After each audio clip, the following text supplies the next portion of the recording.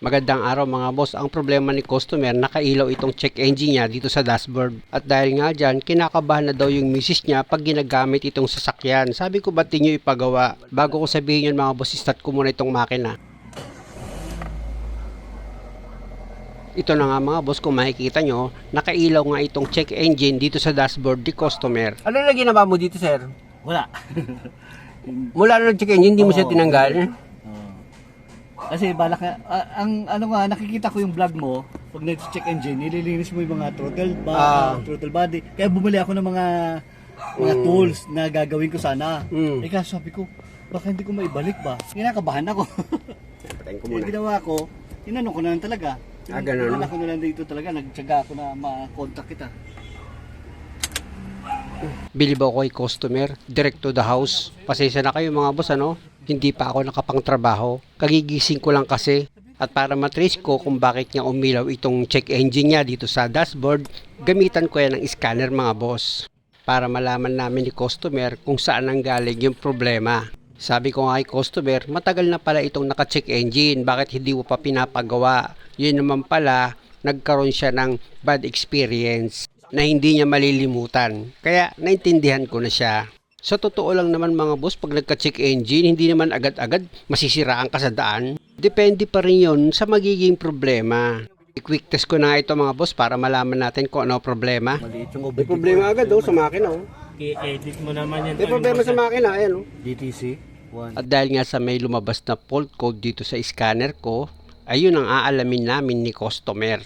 At dahil sa may kalumaan na itong sasakyan ni customer, sana isa lang yung lumabas na fault code para hindi na mapagastos pa si customer ng malaki. Yan, nag 100% na. Tignan natin kung ano re-report niya. Ayan, report. Oxygen sensor. Yun ang lumabas na problema mga boss, kaya nagkaroon ito ng check engine. Oxygen sensor, sir. Heater. Bank 1. Siya nga pala mga boss, nakaposition itong oxygen sensor niya, bank 1, dito sa ibabaw ng exhaust manifold. Pag ganyang problema mga boss, may mga nag-experience na ako na itong oxygen sensor, nililinis ko lang yan, nawawala na yung check engine. Pero hindi 100%, 50-50 pa rin ang chances. Kaya pag nakuha sa linis, swerte ka. Okay lang naman to sir, nakakaramdam ka lang dito ng parang pag tumatakbo ka parang may palya. Nararamdaman mo? Yun nga mga boss, pag nag-check engine yan tapos may problema sa oxygen sensor, makakaramdam ka ng pagpalya sa makina. Pero hindi naman ganun kalala yung pagpalya. Kita niyo naman ito si customer, matagal na itong check engine niya pero hindi niya pa pinagawa. Kasi natiis niya yung pagpalya. Switch off ko na itong makina. Tapos punta na ako dito sa harapan ng sasakyan ni customer. Para nga itong oxygen sensor niya, matanggal ko yan. Siyempre, hugutin nyo muna itong socket wire ng oxygen sensor nyo. I-disconnect nyo muna yan.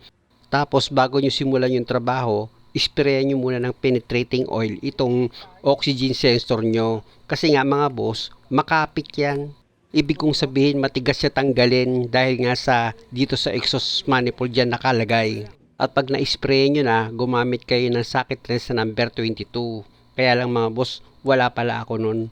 Number 22 na box wrench na lang yung ginamit ko para maluwagan ko nga itong oxygen sensor niya. Ayan mga boss, maluwag na. At dahil sa maluwag na yan mga boss, pwede nyo na ngayon kamayin yan para mas mabilis nyo ang matanggal itong oxygen sensor niya. Ayan na mga boss, kung makikita nyo, natanggal ko na itong oxygen sensor ni customer. Yun nga mga boss, bago ko papalitan kay customer yan, subukan ko muna yan linisan. At yun din kasi ang ipinupus sa akin ni customer na kung maaari daw, linisan ko muna itong oxygen sensor niya. Sa akin naman mga boss, basta ni-request ni customer, walang problema. At sa paglinis naman itong oxygen sensor mga boss, syempre, marunong ka naman tumingin ng dumi, di ba? O ispray mo kung saan yung marumi, yung maraming carbon. Kaya lang mga boss, real talk lang, ramdam ko talaga, sira na itong oxygen sensor ni customer. Pinagbigyan ko na lang. Kasi mga boss, nung tinanggal ko itong oxygen sensor ni customer, unang-unang nakita ko hindi naman siya makarbon. At yung wire nitong oxygen sensor, pati yung connection niya or yung socket wire, walang problema. Hindi katulad ng ibang nililinis ko na oxygen sensor, marumi talaga siya at makarbon. Kaya nagiging positibo pa, ito, negative mga boss. Pero ganun pa man, napagbigyan naman natin si customer sa request niya. At dahil nga sa napatuyo ko na itong oxygen sensor, pwede ko na ngayon yan ibalik dito sa dati niyang position. Siyempre naman mga boss, para walang problema, siguraduhin yung naipakapit nyo ng maayos itong oxygen sensor dito sa thread niya. Baka naman malos thread nyo pa yan. Paalala lang naman yun, ayoko kasing magkamali kayo. At dahil nga sa naipakapit mo na sa thread niya itong oxygen sensor, pwede mo na ngayon gamitan yan ng socket trench or box trench na number 22 para ma-final mo na yung higpit. O di ba mga boss, kung kayo ang mag-DIY ng sasakyan nyo at ganitong klase, madali lang naman. At after nyo mahigpitan itong oxygen sensor, syempre yung socket wire niyan, huwag nyong kalimutang i-connect doon sa source niya. At syempre naman, dapat siguraduhin yung nailapat nyo ng maayos or na-connect nyo ng maayos itong socket wire ng oxygen sensor nyo para hindi magkaroon ng loose connection. At kung sa palagay nyo okay naman na i-connect nyo ng maayos yung socket wire, pwede ka na ngayon pumunta dito sa loob ng sasakyan mo para i-start mo itong makina. Neutral. Yun lang mga boss, hindi nawala yung check engine. Pwedeng hindi gumana yung agimat ng oxygen sensor kasi nga hindi siya nawala eh. Joke lang yun, switch off ko na itong makina. Tapos start ko siya ulit. Ganun pa rin mga boss, meron pa rin siyang check engine. Talagang hindi gumana yung agimat ng oxygen sensor. Hindi nawala yung check engine. O di gamitan naman natin ang agimat ng scanner. Switch off ko muna itong makina. Tapos i-connect ko na itong socket wire ng scanner ko. Ang gagawin ko dyan mga boss, susubukan kong i-delete dito sa scanner ko itong check engine para naman hindi nakakahiya dito kay customer. Pero pag malakas talaga yung agimat ng oxygen sensor, wala na akong magagawa dyan. Kailangan na talagang bumunot ni customer. Actually mga boss, may mga check engine naman talaga dito sa dashboard na pwede nyo tanggalin sa pamamagitan lang ng pagtanggal ng negative ng battery. Pero depende pa rin yun sa magiging problema. Ganon din dito sa scanner mga boss. Pwede ko rin i-delete dito yung check engine at mawawala na yon. Kung wala naman talagang problema itong oxygen sensor, pero kung talagang damage yan, kahit anong gawin natin, talagang mag-check engine yan dahil nga sa kailangan palitan itong pyesa. Gaya nito mga boss, sa quick test na ginawa ko, lumabas ulit itong engine niya na ibig sabihin may problema talaga dito sa oxygen sensor ni customer. Pero subukan ko pa rin nga na i-delete yan or i-clear itong fault code niya. Quick erase. Yes natin. Clearing. Clear. Has been completed. Ngayon. Titignan natin siya ngayon kung wala na siyang check engine. Ayan mga boss, nakita nyo naman, na-clear ko na dito sa scanner ko yung lumabas na problema ni customer. Kaya switch off ko muna itong ignition para hugutin ko itong socket wire ng scanner ko. Sana nga lang pag i-start ko itong makina, nawala na yung check engine para hindi na bumunot si customer. Medyo may kamahalan din kasi yung original niyan. Start ko na nga itong makina. Neutral. Mayroon pa rin sir. Talagang gagastos na si customer, wala na akong magagawa. Sabi niya nga sa akin, tanggalin ko daw yung negative ng battery, baka sakali mawala. Ginawa ko rin mga boss. Switch off ko makina. Tapos, start ko ulit itong makina ni customer. Sira talaga sir, no comment. Ilang yan? Ilang buwan nang nakailaw yan? Ilang buwan na? Siguro may isang buwan na. At ito na mga boss, after 3 days, nakabili na si customer. Siyempre, sa online na siya kumuha para mas mura. Kaya lang, gabi na siya dumating. Itong si customer, pag nagpagawa, bilib ako. Kung hindi good morning, good evening. Yung bang tipong kagigising mo lang o kaya matutulog ka na, yon darating na yan. Hindi ko naman mahindian kasi nga pag dumating may dalang pasalubong.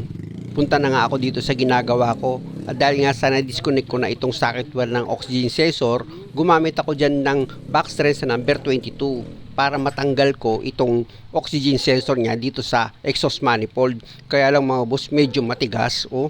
Tigas. Grabe ang kapit. Nakalimutan kong spray ng penetrating oil.